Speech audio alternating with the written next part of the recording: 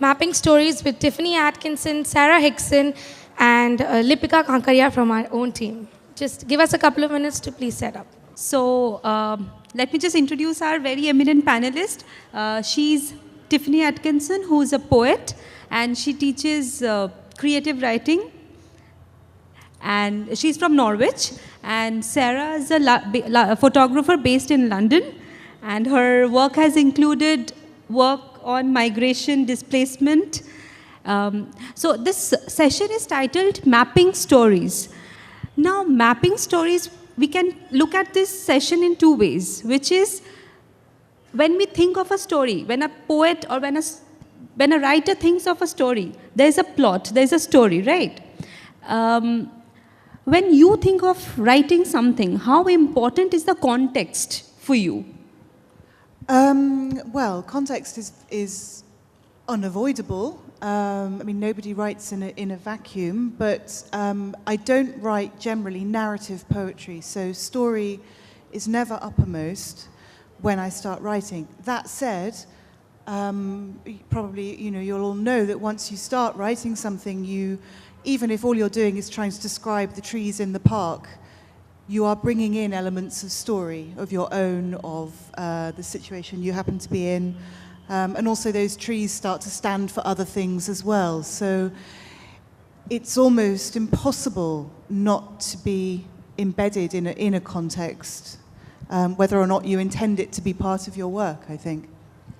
A very interesting word you used is the word narrative. So let's just move on to Sarah and talk about how a photograph or when you are shooting something, how do you think the photograph shows a narrative? Or how does it display the context you want to portray? I think that showing a narrative, particularly if you're talking about one individual image, I mean, it's the endless challenge of being a photographer. How do you tell a story in one captured single moment, or a selection of edited stories, edited images that together tell a story visually? And there's often there's quite a controversy around whether images need captions, words around them to make sense. And sometimes I think they do, sometimes I think they don't. But I think one of the things that I often deal with is the element of documenting a story, but inevitably, you're always bringing, as a photographer, you're always bringing your own visual narrative to that documentation. So there's always a lot of layering going on, and that layering happens at different points in the process. So I think you're in the moment, in a context, with people, in a place, photographing something happening, photographing a journey or a project over time. You then edit those pictures, you look at them, and you select, and so all the time you're kind of searching for your storyline, your narrative through that, and that can be triggered by different things. It can be a narrative in a conventional chronological sense, it can be something more abstract, it could be colours, it can be something that you hadn't even noticed at the time, but you're constantly layering up and exploring, excavating really. It's quite archaeological, to use that metaphor. I think that's what I often explore. Has it ever happened that you had a particular story in mind and it turned out to be completely different? Yes, I think you can often be surprised. I often go into projects. I mean, for example, being here in Kolkata for the first time, I come here with a very open mind. I have certain ideas about what I might find, what I might see, what I might want to explore, but I would never close off the options and the opportunities, and I would follow my instincts if something took me in a very different direction. And yes, you can often be surprised, and that's a joy. Okay. So suppose you want to write something about a particular, say, person or object. So do you really think the setting is important? Yes, I think it is. I mean, it certainly is if you're writing stories and if you're writing a novel, it's hard. I mean, I teach students quite often that even if you're setting a story in an imaginary world or on the moon or something, you still have to recognize that place. You have to believe that you could set foot on it, even if it isn't literally mappable. In poetry, less so. I mean, it's not a concern of mine. There is, of course, a very rich tradition of landscape writing and sort of city writing, which is very much about giving you the textures or the sense of a place. It's not something that I try to do ostensibly, which is difficult because part of our, Sarah and my work here on this trip is to write and produce a photographic project about being here. And it's quite difficult to find a way of doing that that isn't cheesy. I mean, I find, you know, that you need to sort of be in a place and find the unusual things to say about it and not the obvious stranger in a strange place kind of things to say. So I'm finding that because I don't usually focus on context and place as a subject, I'm finding that really hard, actually. Okay. See, now the word mapping is a very geographical term, but do you think it's a factor that limits us? Do you think geography limits us? Or do you think geography can be extended to the mindscape also, rather than just the landscape? Let's hear the photographer's aspects first.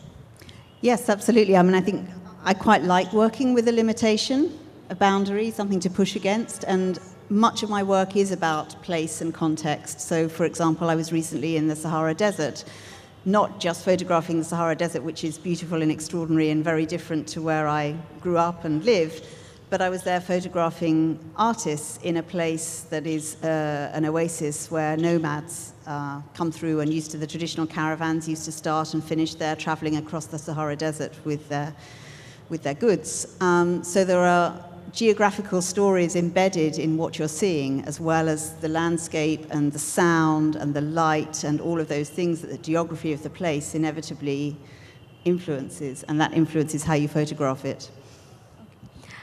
Today over breakfast we were talking about Seamus Heaney.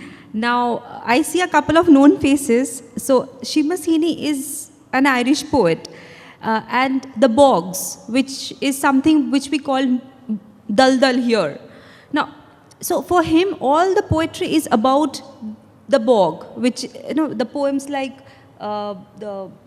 Yeah, I was thinking about this. We were talking about. Yeah. We both thought about Seamus Heaney in the context of this discussion about mapping place. And Seamus, I mean, he died a few years ago, sadly, but he's probably one of the most important poets in writing in English, or who has been writing in English in the contemporary sense. And he's a very political poet, actually, but also very lyrical.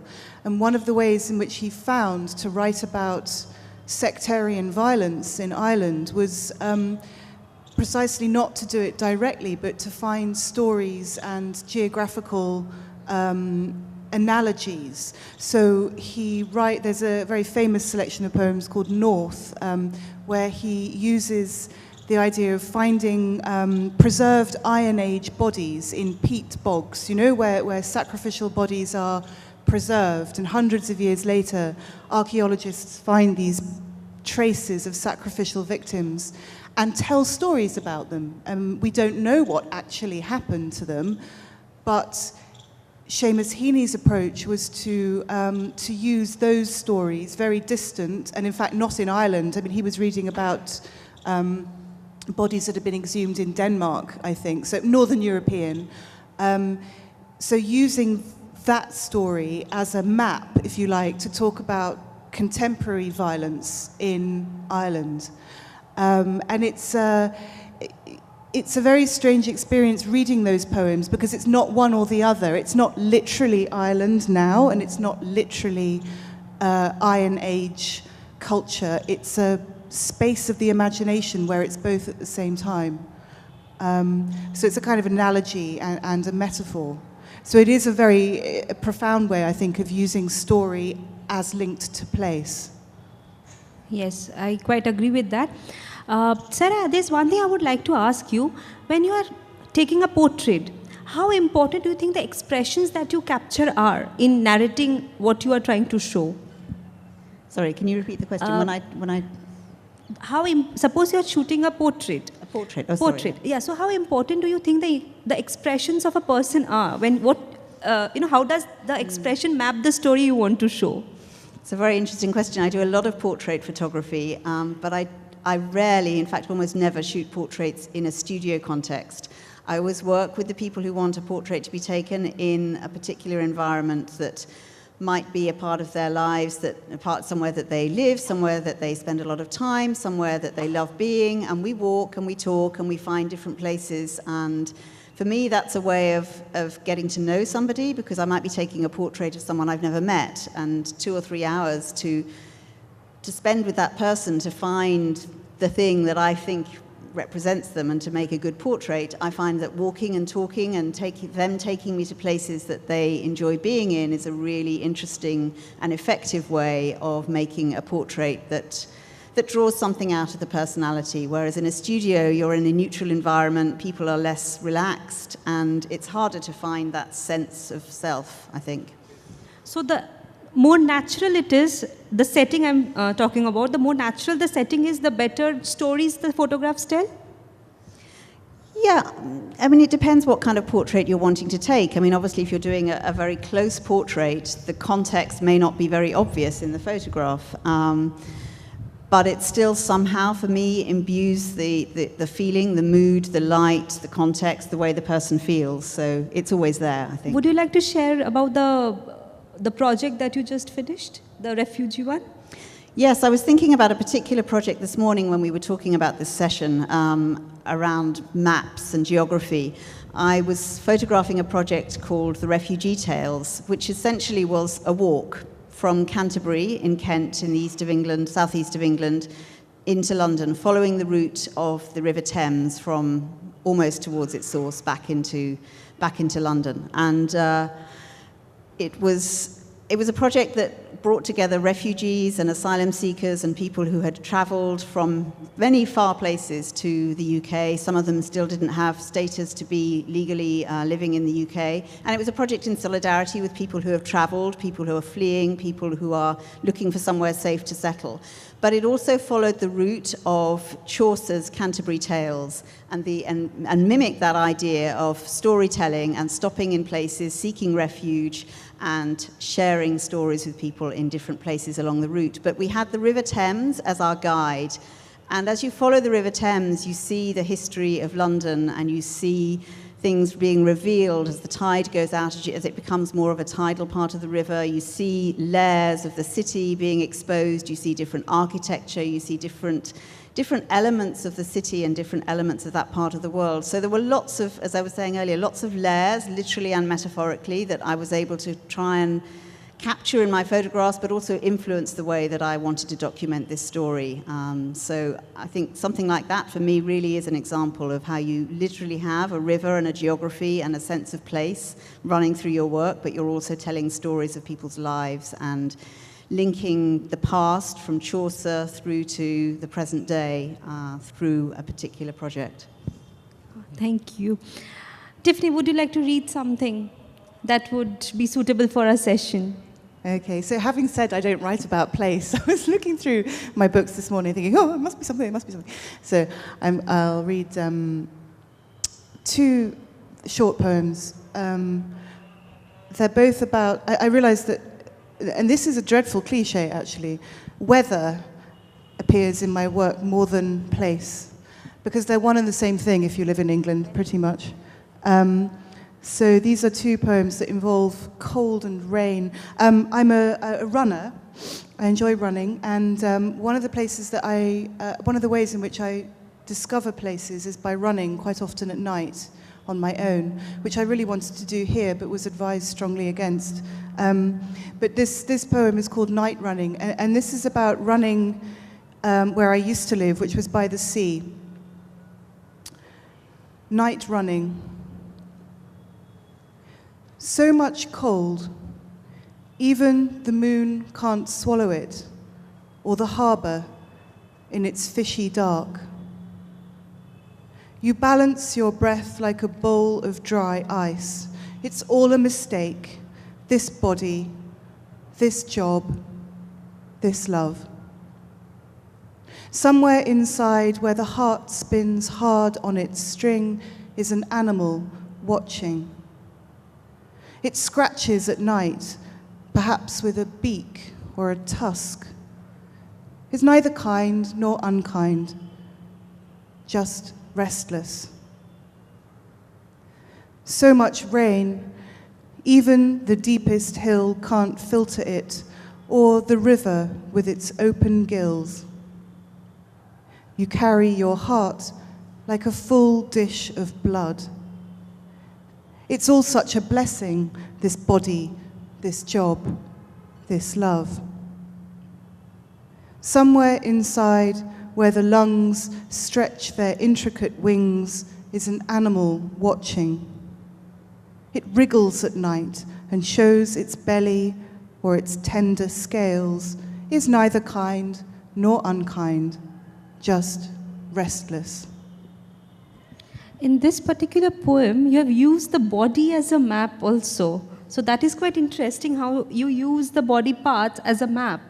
Yes, that's a lovely point, thank you. Yes, I think very often the place in the poem is the body. I mean, insofar as we can't be in a place without being first in our bodies.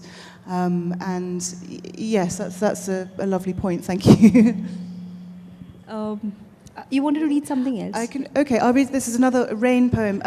I read this one because this one was recently translated into Bangla at a workshop at Jadavpur University. And it has a line in it that would be an image that would be very recognizable to a British audience of a pony in a muddy field. And the pony is the kind of the image is one of neglect, a young horse, a pet animal that's been neglected. And we had a very interesting conversation with the students about, well, there wouldn't be such an animal recognizably in Bengali culture, probably, a familiar animal that was just sort of slightly neglected. So we had a very long conversation about what animal might do. And I think it was a calf or a goat in the end, but a domestic, slightly kind of petted animal. It's a two-part poem. I'm just going to read the first part about rain. 2 parts of rain. 1, groundwater. All day, the land has been studying books and books of water. It has dropped off face down in the page. You must walk in it. What is the rain but a literature you thought you had down pat, except that wasn't it, quite. Cloud hobbles east on its bruised foot. Are you restless? No wonder. Groundwater in its way is muscular and bears in mind a huge, unthinkable push. Sometimes you don't know your own strength. See how the leaves in their running try even to outrun the river. And someone's been feeding the heart's cold pony in its claggy field. Tiffany, you just said that there was a problem while translating. So can't we look at this problem as the context being a limiting factor, the geography being a limiting factor? It was a problem in the sense of a sort of a challenge to overcome, but I wouldn't call that a limiting factor. And it was in fact one of the most fascinating conversations I've had in that sort of interim space, if you like, where you're trying to communicate across cultures and find, and what I really appreciated was that somebody said, you can't have a horse there, it won't work, it won't mean anything like what you want it to mean. So I was very grateful that somebody took the trouble to point that out and then to think of alternatives. So, and I think that might make it a much more interesting outcome. So I don't think that's a problem. I like those little frictions or knots, you know, in trying to talk between different languages. To me, that's what it's all about. So I don't see that as a problem. I see that as the most interesting thing. So it's a case of gain in translation rather than lost in translation. Exactly, yes. Nothing is, that's lovely, yes. Not lost, but gained. Yeah, something is brought into the conversation rather than pushed away. I think that's a lovely way of putting it, yeah. Okay, so Sarah, how do you use, how has context or has geography been a limiting factor for you? Because we just saw that in case of writing, so photography? I think you could, as a photographer, you could choose to make it a limiting factor. As I said earlier, I quite like that limitation because it gives you something to push against. And you can always say, oh, I'm here at the wrong time of day, the light's not right, I can't, there are always elements that you can't control about where you are, particularly if you've been commissioned to do something. You have to work with the moment and where you are, and you don't always have a choice.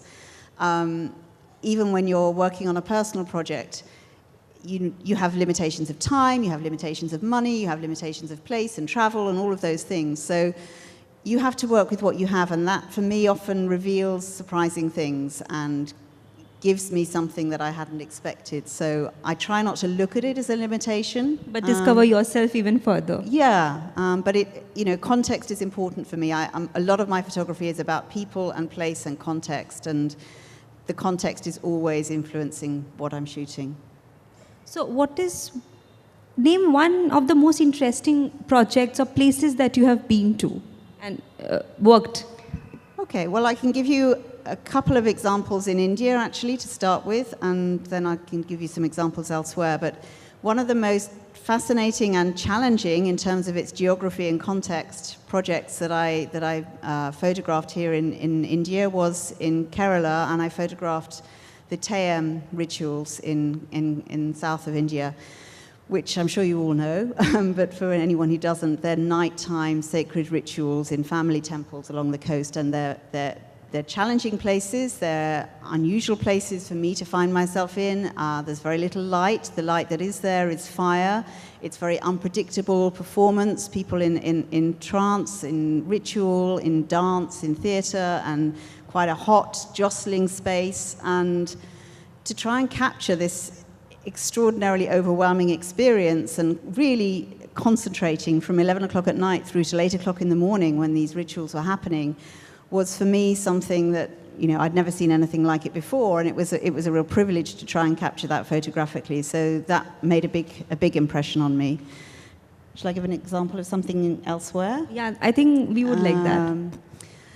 In terms of geography, well, I suppose it's geographical in a slightly different sense, with the context of I've worked a lot with circus performers.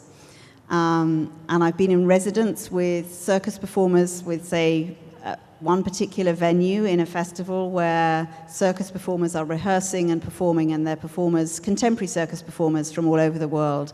And being in and around that context where you're not just photographing the performance itself, you're trying to capture something of the life of a circus performer from morning to night, through the rehearsal, the technical process, what they have to go through to prepare, the camaraderie backstage, the tension, the kind of contradictions between the magic of the performance and the extreme nature of what they're doing, and the trust between those performers. So again, that's something that, for me, photographically is fascinating to photograph.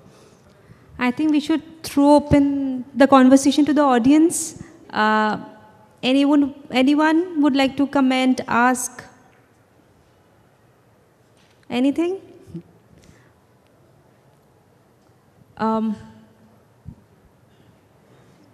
Yeah, please. Nobonili, just shout out. The question He's asking the importance of eyes in photography.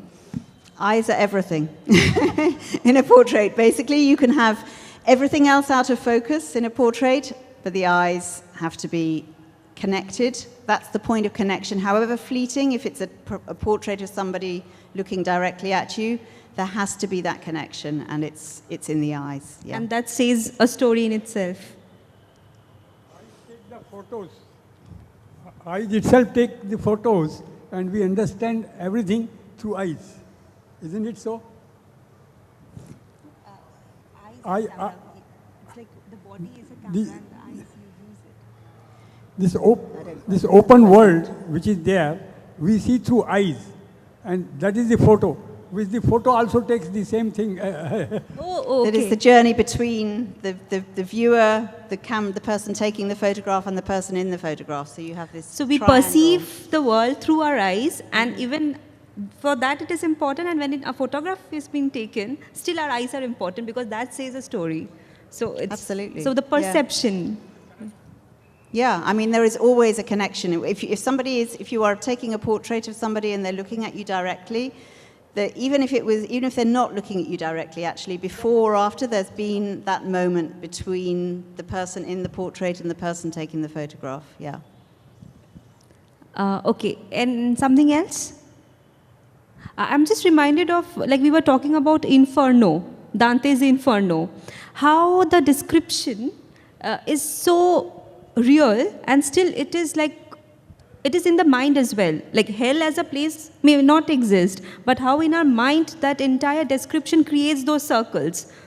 Yeah, this is another poem we were talking about this morning in terms of landscapes in poetry, and of course Dante's Inferno is, it's the first part of a long epic poem, Divine Comedy, and it describes hell, and it is very literal. It has 9 circles, and at the middle there's the devil, and that's how it works. And it is located somewhere in the earth, but described as if it were a real place. But of course, it's a place of the imagination, and it's an allegorical place. The circles go from, as it were, the kind of the outskirts, the suburbs, if you like, of evil, right to the very heart. And in fact, there are some very beautiful illustrations of it. And it struck me as it would be an interesting thing. And I think actually, Sarah, you've done something like this, to make a photographic record of a literary journey, which is what the Canterbury Tales is. It has actual places, but of course, it's a fictional story. And there's something interesting to me about, rather than a hand-drawn illustration, which has a certain amount of kind of interpretation in it, the idea that you could photograph the 9 rings of hell, and think about what that place would look like. Because clearly Dante he's there. It's a real place, as well as a place of the imagination. So it's very interesting to connect a place or a photograph with already existing literary work. Like, for example, here we are right now in Victoria. Yeah. So there are so many documents about Queen Victoria, this and that, and right now we are in a monument dedicated to the Queen. So it's so interesting how a person who was in England during that time has something that's commemorated to her, right, in so far a place such as Calcutta.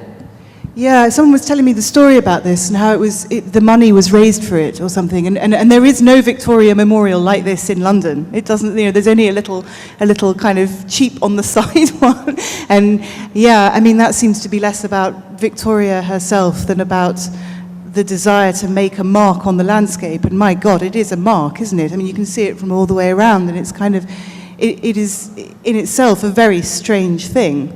I'm getting used to looking at it now because I keep coming at it from different angles. But the kind of the ideology of that, it's a very interesting place to have a literary festival, which is about sort of speaking about some of these contradictions. I've never been in a venue like this in my life. It's amazing. So, anybody would like to? Yes. Just shout up.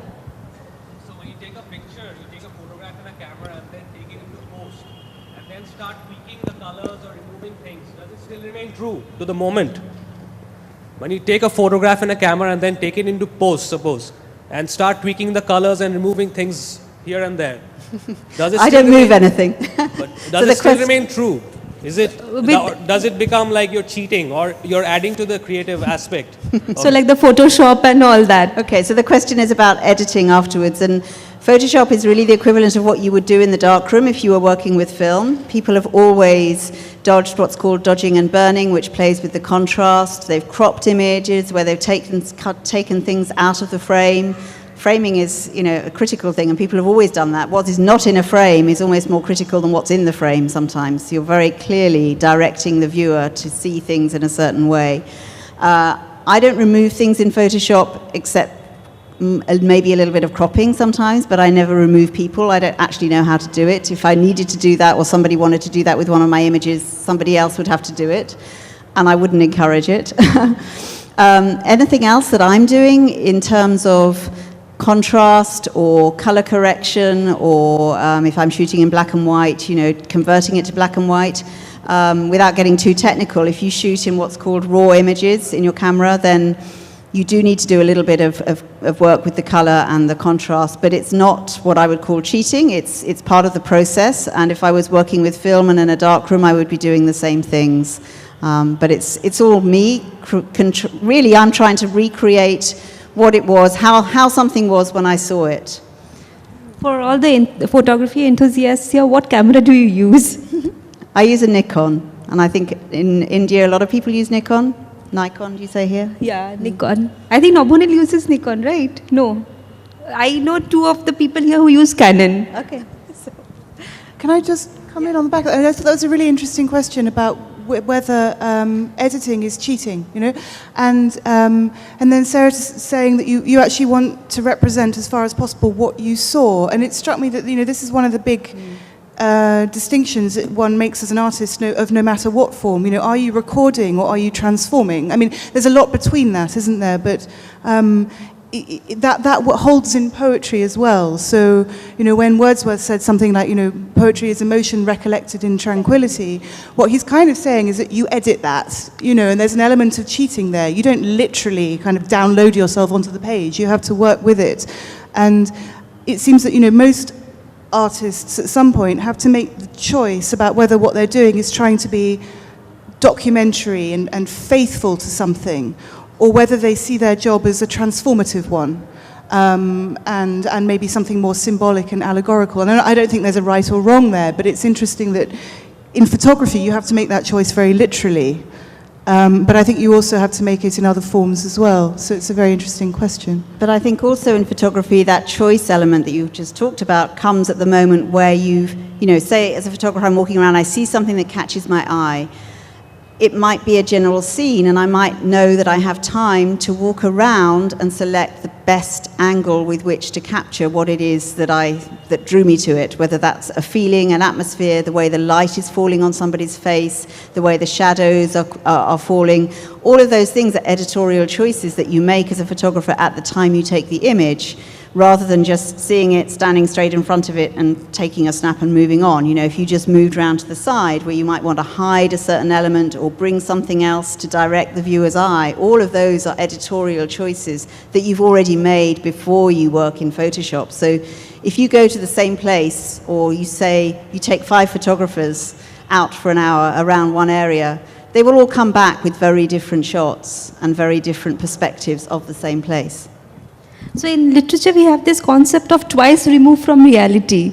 So it's like I conceive of something, so that is the original copy. When I'm thinking, it's the second copy, and when I'm writing, it's like third. So it's twice removed from reality. Yeah, that's very kind of Platonic, isn't it? And I think that with language, you have, I think it's fair to say that there's an extra level of remove. So your material is quite a clumsy one, and I sometimes think that, you know, if I could have a choice, I should prefer to be a musician or an artist, because it's so much more direct, you know. And language, you've always got this slightly kind of clunky. So you've got to have the feeling, the responses, and then you've got to somehow translate that into language. And we've already said with the sort of translation example that is very, very contingent and provisional, and quite difficult to get absolutely right. There's always a bit of slippage, and so it can feel like an impossible job, actually.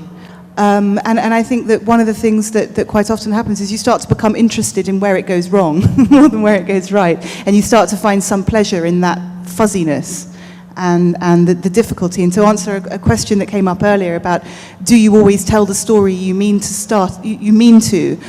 No, hardly ever, because I can't get there. So for me, writing is always, it's kind of reaching towards something, but there can be something interesting in the reaching, I think. I hope. Yeah, please.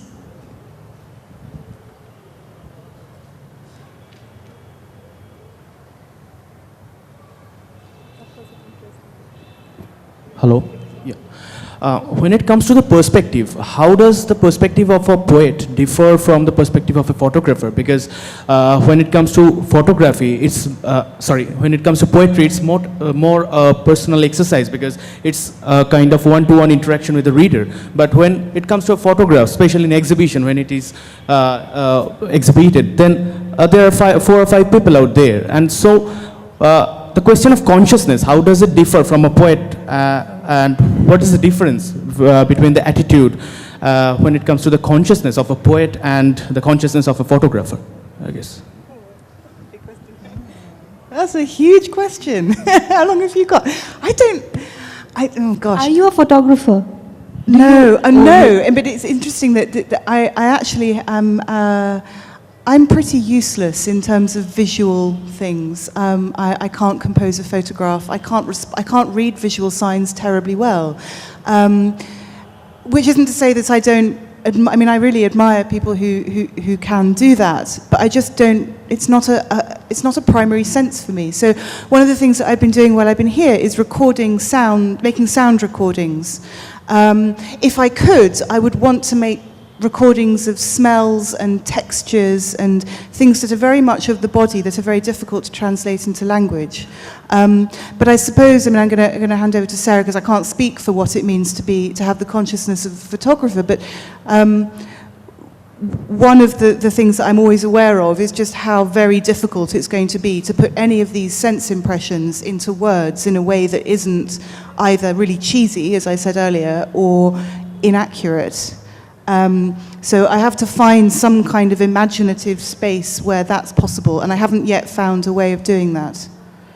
Like Keats said, synesthesia. You know, how to use the senses for the... Yeah, Keats is extremely sensory. Keats also, though, was training as a doctor, which gave him a particular precision in the way that he was able to anatomize things. And I don't just mean literally that he could look at the parts of the body, but that he had the patience to distinguish different senses, different colors, different smells, different tastes, you know, and he was using language in a very often in a very precise way, at the same time as he was capable of great sensory excess. So yeah, he's a good example of a poet who I think probably had that problem, but was better able to deal with it than me. So the consciousness of a photographer, I think that would be the second part. Yeah, it is a huge question, but I think that sense of trying to encapsulate an atmosphere of feeling in an image, or rather a series of images, and a lot of that comes if you're putting an exhibition or a book or a set of images together, where you're trying to get a range of images, particularly if you're working with somebody else, an editor, and often that process is quite challenging as a photographer, because as the photographer, you control the process all the way along at that point. You have your favorite images, which sometimes may not be the images that tell a story in a way that a curator or a book editor or an exhibition organizer might want to tell it. But all sorts of things are elements that influence, you know, if you're looking at, you want that sense of smell or the light or the heat, you know, that's all about the reflections, it's all about the haze of some smoke, it's all about the posture of somebody's body, it's about the angle at which you take a picture if you want to capture the sense of being captured, you know, in a very busy, crowded, hot, colourful, noisy place. You will shoot from a particular angle to give that sense, and with a particular lens to give that sense and almost distort the perspective. So you're playing with all of those sorts of things. That's interesting. So that answers your question. Anybody would like to ask anything? Okay. So let's just have your final thoughts. If you want to share something about your experience in Calcutta, and with that we can close our session. Few words from both of you. Yeah. I love being here. I've had a fantastic time this week. We were talking about bodies earlier, and there are so many things that I want to do justice to in my response and in my writing, and it'll have to take a while. I'm not going to be able to do it now, sadly, but it has been really extraordinary. And I think my job as a writer now is to take is to try to find words that are a little bit more specific and useful than extraordinary, wonderful, because they sound, again, sort of naff and insincere, but I really mean it. And the challenge for me as a writer is going to be finding a way of somehow recording and honouring, if you like, the privilege in being able to be here this week. So I just wanted to thank everyone who's made that possible and say I've had a fantastic time in this beautiful city. Sarah? Yes, likewise for me. It's I'm staying on a few more days. It's been fascinating from a number of perspectives. One, spending time with a lot of writers who are also thinking about their response to the city, and so thinking along those lines with words and poetic responses and imagining how they might be returning home and processing this experience. I'm obviously taking a lot of pictures. That's going to take quite a long time to edit. I'm not really looking at them yet because I want some distance on the experience, because it is a very intense experience photographing here. And I already want to come back and spend more time. A lot of my projects, I come once and get a sense, and then I want to come back and really immerse myself and stay with something a lot longer so that people kind of forget that I'm there and I start to see new things emerging. So it's an ongoing process for me. Thank you, Tiffany. Thank you, Sarah. I think it was a lovely session. Thank you, audience. Thank you.